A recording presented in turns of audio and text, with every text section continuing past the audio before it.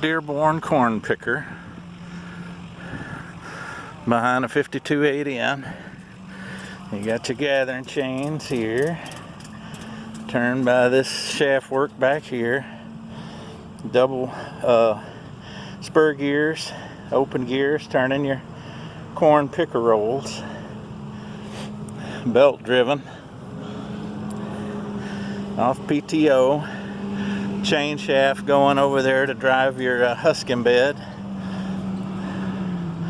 more chain going up there I think for a whipper or something. Here's your elevator drive, running off reduction chain sprocket and all of that, running the gathering chains so that it's slow.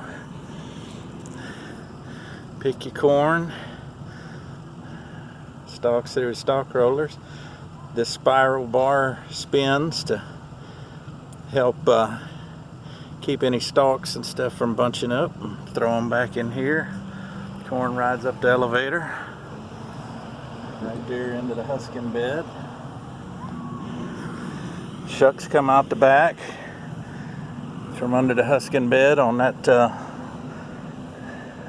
chain of slat conveyor, carry wheel.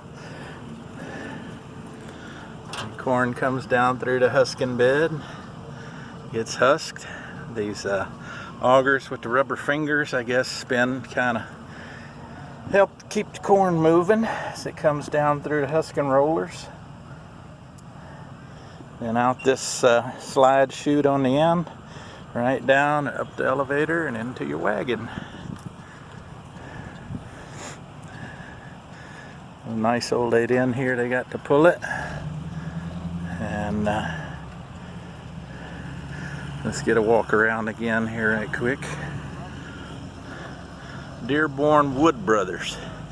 Dearborn made a lot of equipment for Ford back in the day. Dearborn and Kelly and Wood Brothers. My grandpa had a one-row cotton stripper that hung out here on the side. He set this wheel set all the way in, and the dish in, and the front axle slid all the way in, and the other one all the way out. And that's how you went down your 40-inch rows picking cotton. Had the cotton stripper unit hung right out here on the side from the tractor seat so you could see it.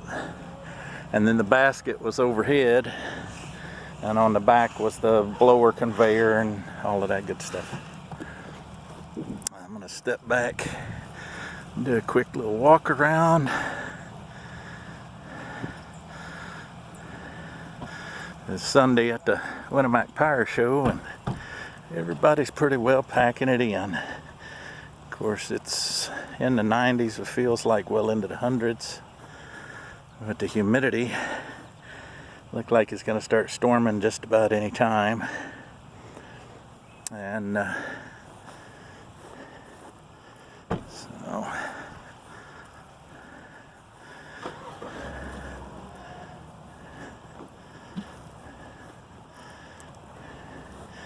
better start heading toward the exit myself, because there's not a whole lot to see much anymore. Everything's heading out, as you can see.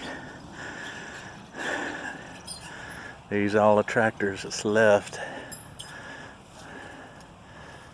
Take a look right quick at this doodad. This is a power harrow. And what it did was, you got a rolling basket on the back, do all your seed bed prep. 3-point hitch. This one's been modified, I guess, for a bigger tractor by the looks of it. It's running off your PTO.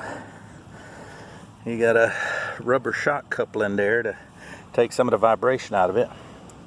Spins this big flywheel here, counterweighted, that would spin this fork and cause it to twist back and forth, which then oscillates these two tooth terra bars. So it's just shaking back and forth like a sickle to break up clods and level up your seed bed. And then the rolling basket here on the back to firm your soil up a little bit and ready to plant. So,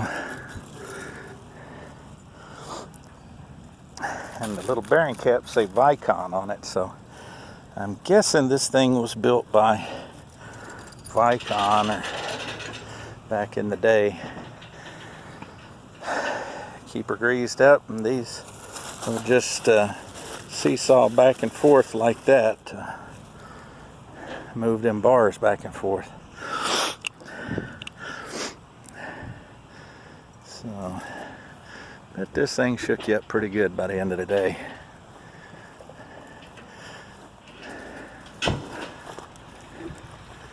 And let's see.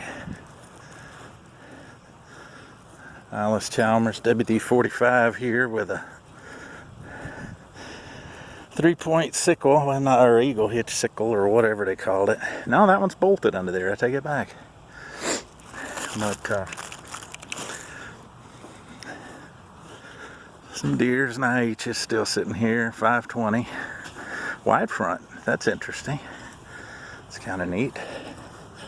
You don't see many wide fronts, especially on tractors this old. Of course, it could have been added, I suppose. Some guys did that. Nice, clean old tractor. It's pretty.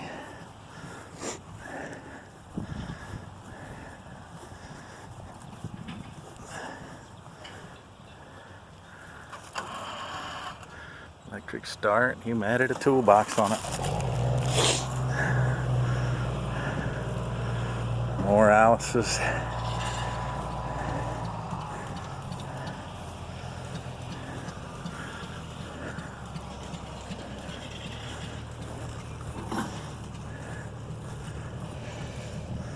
And this was kind of interesting. This is something I haven't seen before.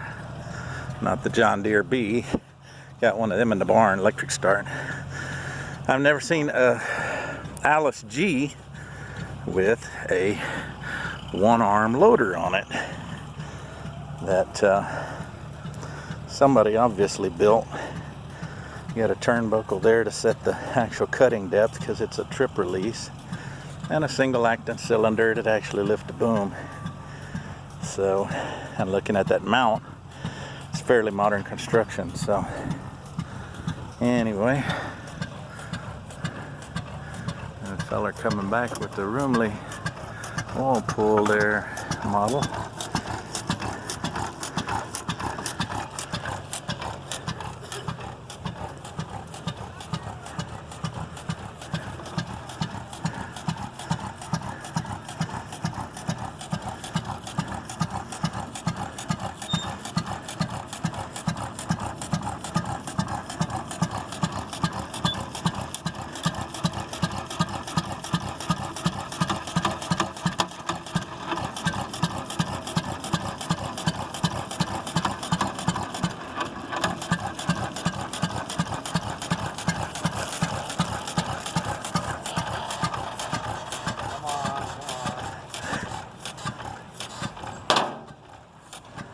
I think it's heavy. And that's what you call torque.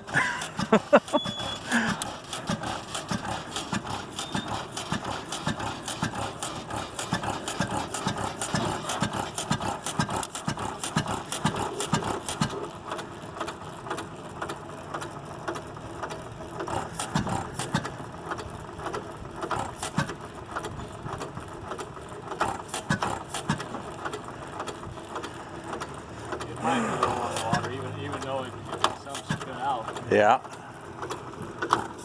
Not much.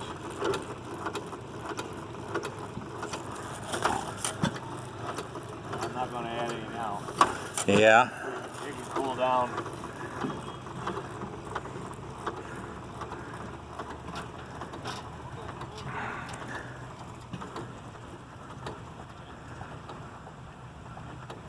Get the work done. It says, you know, just check every so often. As long as water spits out when you open it, you're okay. Uh-huh. But when I opened it just now, there's just a little bit and then nothing. So Yeah. I see a little bit of It's burning off the old oil and stuff around it. It really hasn't been run that much. Yeah.